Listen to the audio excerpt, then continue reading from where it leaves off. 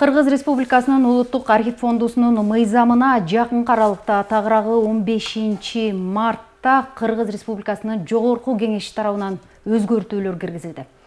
Андагы өзгөртүүлөр кайсылар жана анын максаты эмнеде? Деги эле бүгүнкү күндө облустук архивдеги жүрүп жаткан санариптештирүү системасы кандай иш алып барып жатат?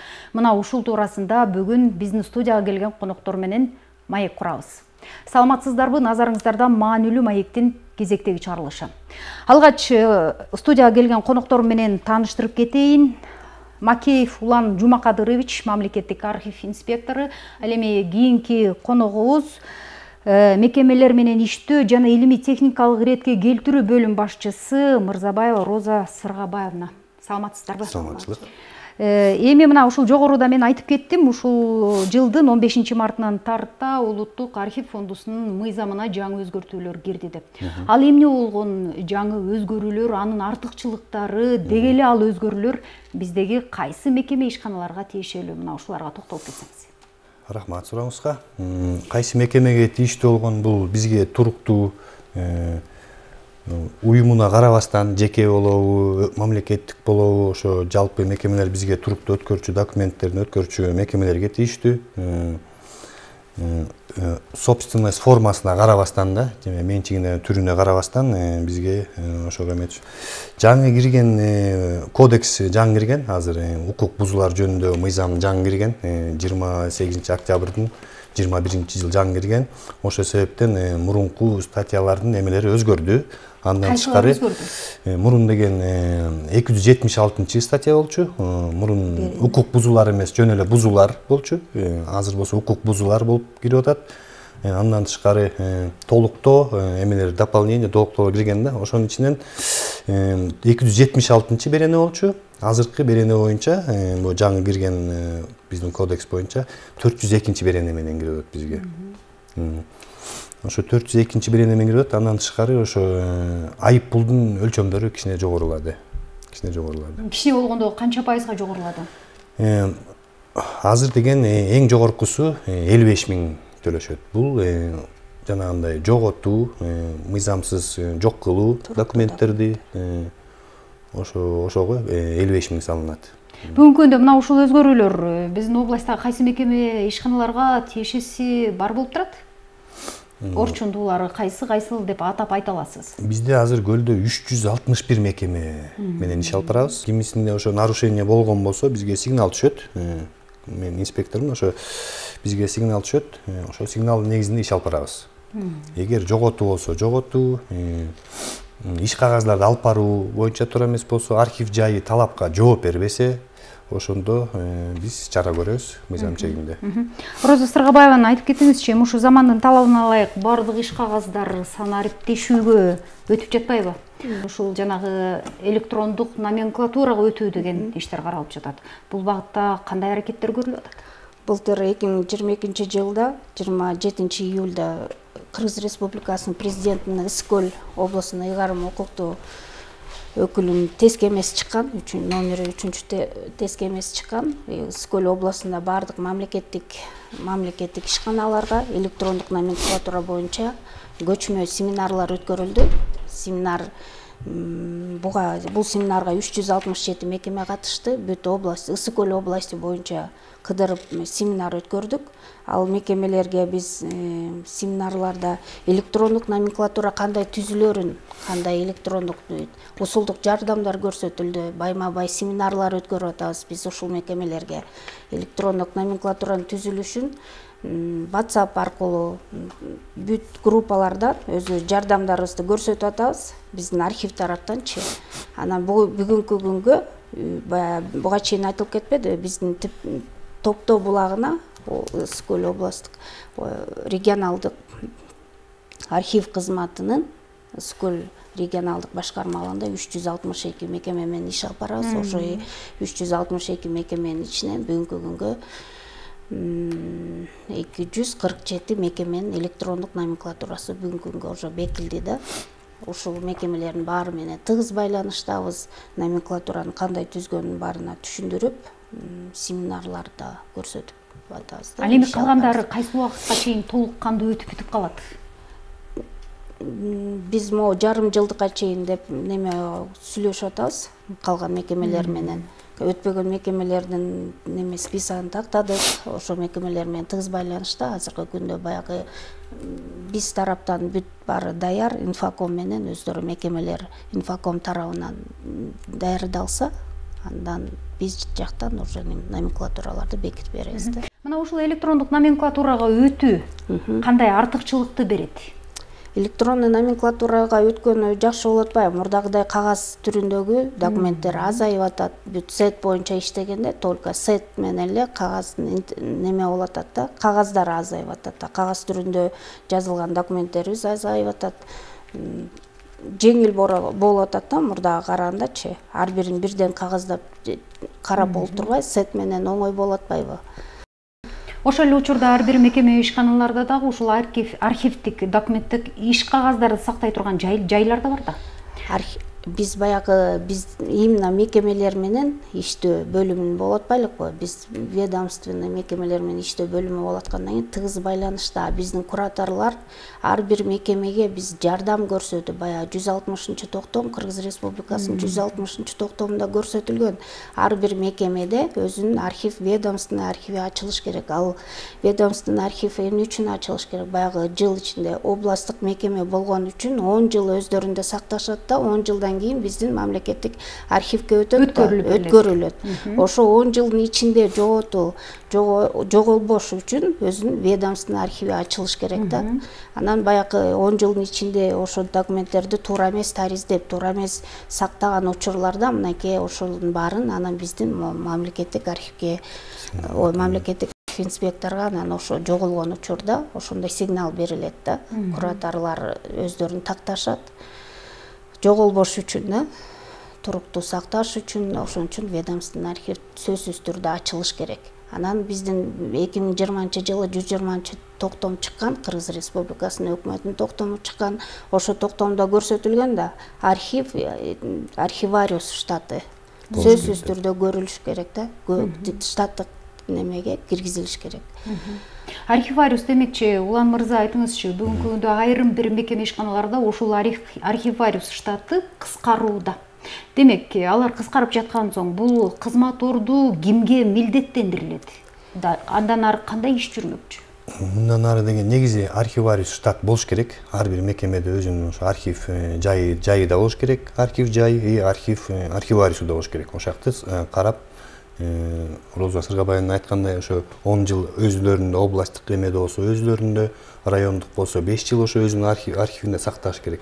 Аны сакталбаса, биз айта кеткендей, жанагындай жоготуулар көп болот. Жоготуу көп болот. Болбосо делопроизводительге жанагындай буйрук негизинде делопроизводительге 0,05 ставка ушундай менен киргизгендер бар. Атайын айлык маянасында каралат. Айлык маянасында архивариуске каралыш керек. Негизи токтомочу архивариус болуш керек. Өзүнчө штат болуш керек. Архив жайы да талапка жооп бергенде болуш керек. Өкмөттүн токтому чыгып атпайбы? Көрсөтүлчү штаттык бирдикке киргизилиш керек. Бүгүнкү күндө мына 367 мекеме ишкана бар дедиңиздер областта. 300дөн ашыгыраак, 400гө чукул мекеме ишкана бар экен. Мына ошолордун ушул архивдик ведомстволук жайлары кандай абалда? Деги эле алардын ушул тартипке, шартка туура келбегендери барбы? Бар. Андай учур аныкталса, кандай чаралар көрүлөт? Мына ушул боюнча да кеңири маалымат берсеңиздер. Мына сиз айтып кеткенде аз эстеп кеттим. Өткөн айда эле ошондой архив жай талапка жооп бербеген бир мекеме болду. Бул Жети Өгүз районунун Кызыл Суу айылынын маданият бөлүмү. Ошо как раз ошо эме менен, берене менен эме салынды да, айыппул салынды. Булар бүгүн төлөштү уже айыппулун. 17 000 сом салынды. Бул жана мен айткандай укук бузуулар жөнүндө кодексинин 402 беренесинин 2 пункту менен архив жайы талапка жооп берилбейт деген эме менен айыппул салынды. Уже төлөштү буюрса.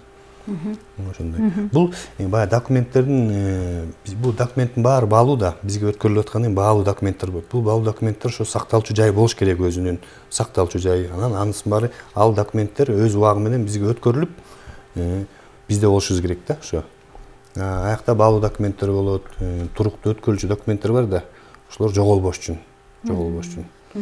Мына ошол баалуу документтерди, ошол иш кагазды, тарыхый дейли, ошонун баарынын сактап, ошонун баарын элге баягы тартуулап жүргөн ушул облустук архивдин өзүнүн имараты кандай абалда бүгүнкү күндө?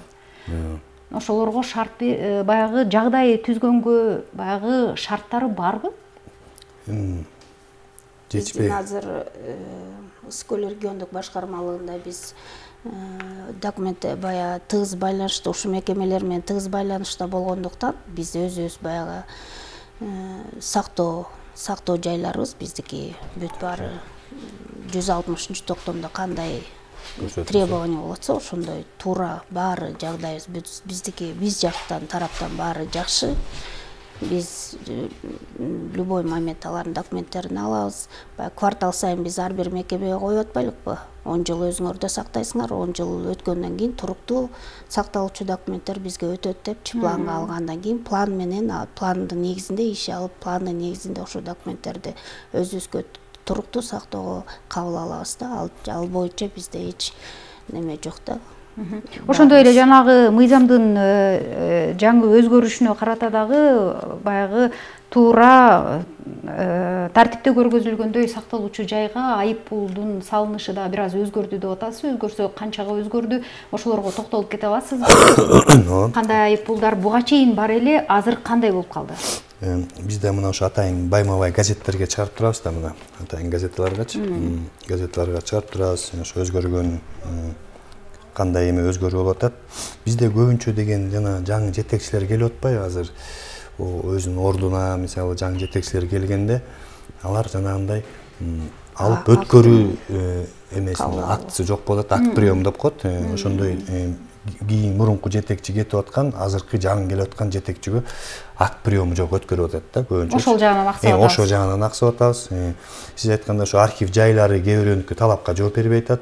Андан тышкары архиварий штаттарын ачпай кыскарткан немелер да көп болуп атат, андайларды да байкап атабыз ошо текшерүүгө чыкканда. Анан мен айтып кеткендей, ошо мурун деген 276 деген ал бир эле статья, бир эле пункт болчу болду. Ошо бир эле фиксированный эле ошонун эмесин штрафын төлөшчү фиксированный. Азыр болсо ошо 3 пунктка бөлгөн. Жана айтпадым, иш кагазды алып баруу, бузуу, дело производствонун андан тышкары жанагы архив жайын талапка жооп бербеген деп айтылат. 17 миң болсо азыр 55 миңге көтөрүлдү да. 17 миң болчу. 17 миң төлөшчү да. Анан ошо жана мен айткандай жоготуу, бузуу документтерди жана мыйзамсыз атайлап жоготуу болот да, кээ бир документтер жетишпей калат. Ал документтер баалуулугу бар, бүт өзүнүн номери менен приказдар, бүт эме болуш керек да, өзүнүн тартибинде. Бүгүнкү күндө ошондой айып пул салынган мекеме ишканаларды белгилеп айта алабызбы? Мынча область боюнча мынча мекеме ишканага ушундай айып пулдар салынды деп. Быйылкы жылга айтсак болот. Бул 23 жылга айтсак болот. 23-жылга азыр мына 4 мекемеге салынды. 4 мекемеге салынды. Бул эми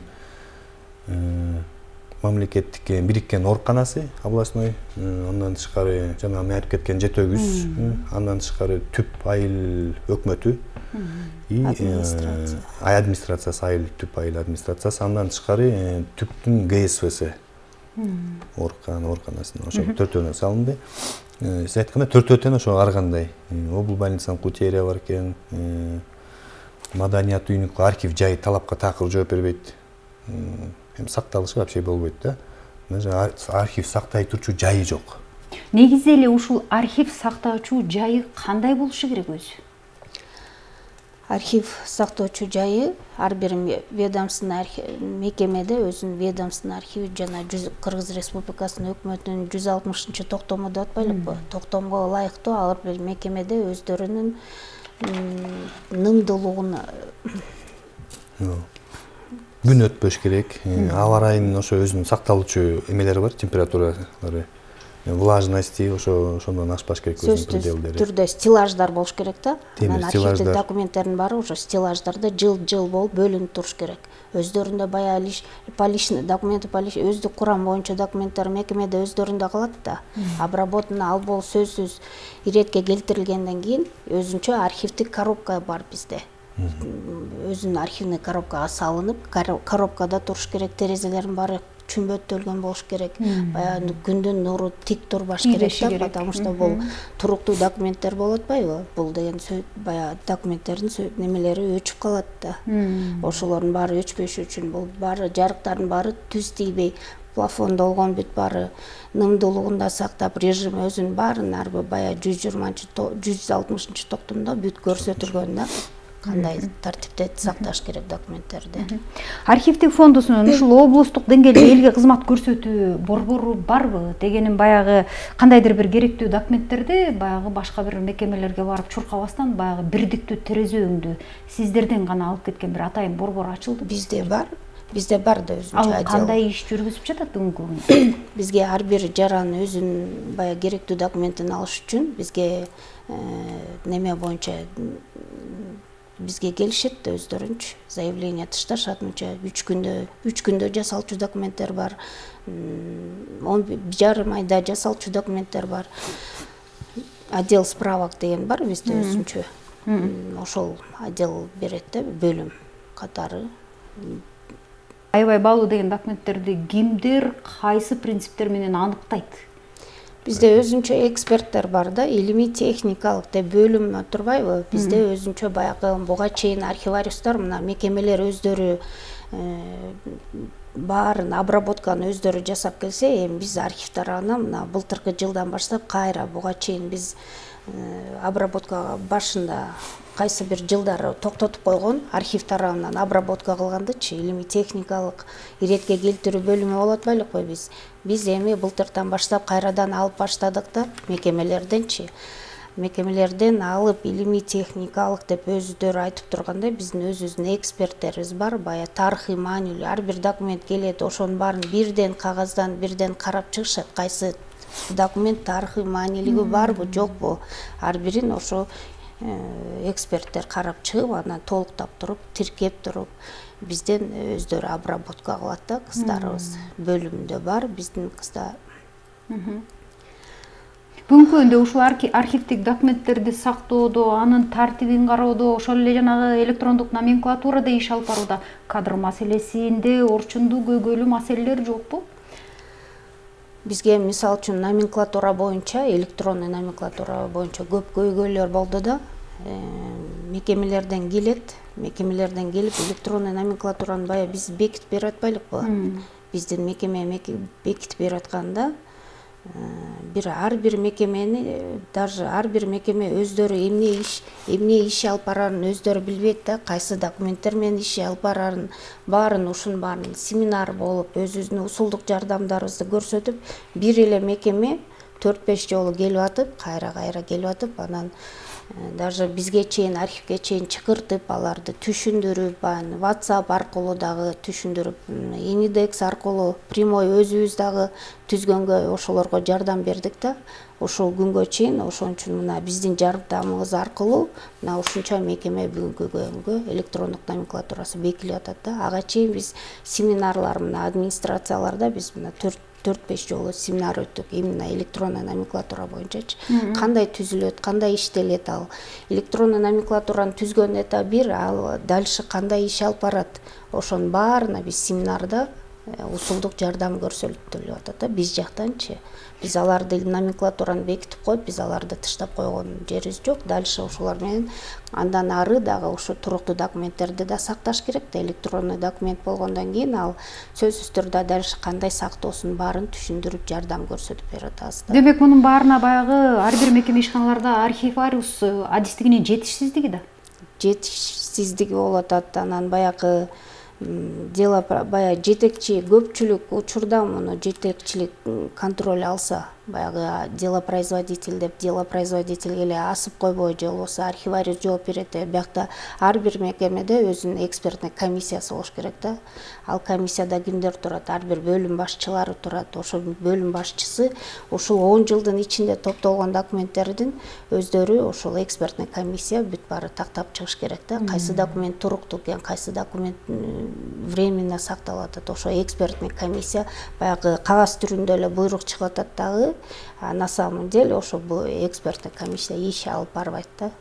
Даже билбейт өздөрү ошо эксперттик комиссиянын составында бар экен. Ушундай көйгөйлөр азыр көп эле болуп аткан. Буга чейин быйыл биз ошолордун баарын семинарларды көп жана баштан бери айтып атпайлыкпы, семинарларды баягы ушуларды жардам бериш үчүн биз тараптан, архив тарабынан жардам бериш үчүн семинарларды көп алып атабыз да плангачы.